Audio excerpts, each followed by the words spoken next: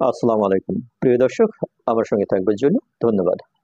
আশা রাখি চ্যানেলটি like, comment, share এবং সাবস্ক্রাইব করে পাশে থাকবেন। জামাত শিবির এবার অতি আত্মবিশ্বাসের চেপায় পড়ে হাঁসফাঁস করছে।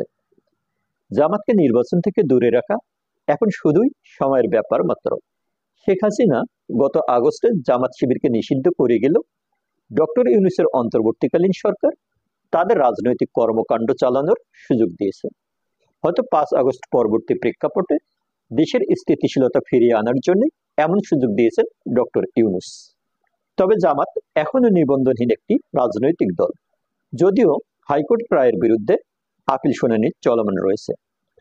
কিন্তু এটাও মনে রাখতে হবে যে বর্তমান সরকারে রয়েছে মৌলবাদ বিরোধী এনজিওওয়ালাদের পাশাপাশি প্রগতিশীল রথী মহারথীরা। কাজেই 5 আগস্টের সফলতার আত্মবিশ্বাসের তৃপ্তিতে শাহবাগে আওয়ামী লীগ নিষিদ্ধের আন্দোলনের মঞ্চে যে মস্ত বড় ভুলটি করে বসল জামাত শিবির ও হেফাজতিরা, সেটার খেসারত হয়তো খুব শিগগির না হলেও আগামী নির্বাচনে দিতে হতে পারে জামাত শিবিরকে। তারা একদম ভুলে গেছে যে তারা যেমন এখনো নিবন্ধন ফিরে পায়নি, তেমনি শাহবাগের আন্দোলনের যারা অংশ নিয়েছে তাদের অধিকাংশই বয়সের তরুণ এবং দেশের স্বাধীনতা ও সংস্কৃতিতে বিশ্বাসী, প্রগতিশীল।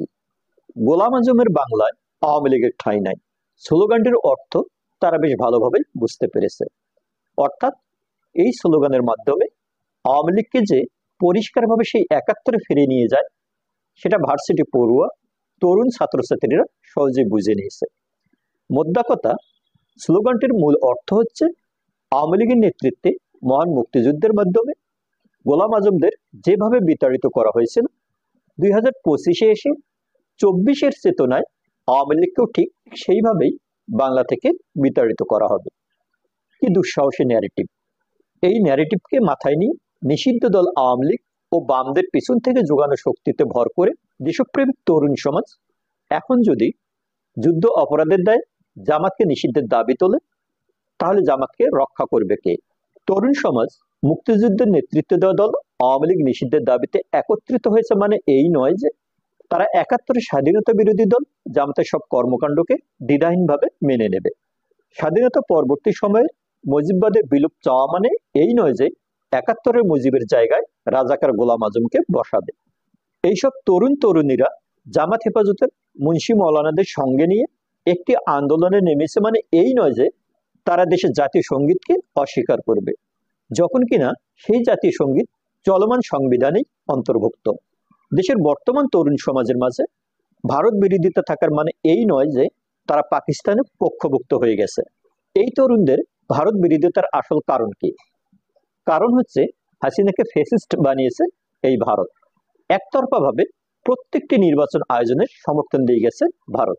এই তো ভারত যেভাবে বাংলাদেশের স্বাধীনতার সময় বাংলাদেশকে সহযোগিতা করেছে, সেই সহযোগিতার ধারাবাহিকতায় ভারত যদি বাংলাদেশের গণতান্ত্রিক শাসন ব্যবস্থাকে প্রতিষ্ঠিত করার জন্য সহযোগিতা করে যেত, দাদাগিরি ভাব না দেখিয়ে গঠনমূলক সহযোগিতা করত, তাহলে এই তরুণদের কাছে ভারত থাকতো সবচেয়ে সম্মানের জায়গায়।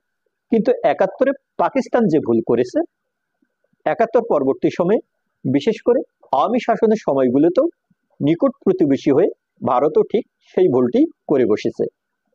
এবং আজ 2025-এ এসে জামাত শিবির ও হেফাজতিরাও সেই ভুল করে বসলো আওয়ামী লীগ নিষিদ্ধের দাবি তোলা আন্দোলনে।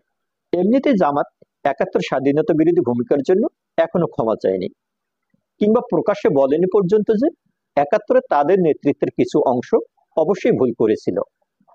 উল্টো আরো দলটির প্রকাশ্য ন্যারেটিভ হচ্ছে 71-এ জামাতে ইসলামী যেটা করেছিল সেটা ছিল পরিস্থিতির শিকার।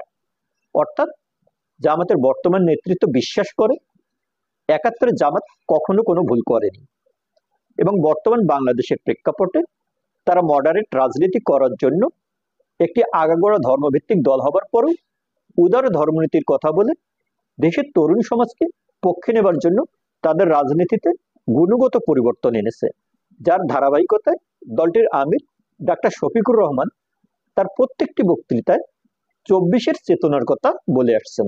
একই সাথে আওয়ামী লীগকে নিষিদ্ধের দাবিতে দলগতভাবে 5 আগস্টের পর থেকেই সোচ্চার ছিলেন।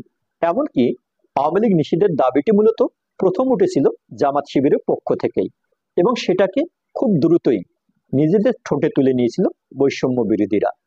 যদিও দেশের বৃহত্তম রাজনৈতিক দল বিএনপি নির্বাহী আদেশে আওয়ামী লীগকে নিষিদ্ধের বিরুদ্ধেই অবস্থান নিয়েছিল, কিন্তু তারপরেও 13 সালের 5ই মে হেফাজত নিধনের দিনটিকে স্মরণ করতে গিয়ে ঠিক 2025-এর সেই 5 মে তারিখে এনসিপি তথা বৈষম্যবিরোধীদের কাঁধে ভর করে হেফাজত এবং জামাত শেখ হাসিনা আমলের গণজাগরণ মঞ্চের মতো করে আওয়ামী লীগ নিষিদ্ধের আন্দোলনে নেমে পড়ল। কিন্তু এই মঞ্চেই বড় ভুলটি করে বসল জামাত শিবির ও হেফাজতিরা।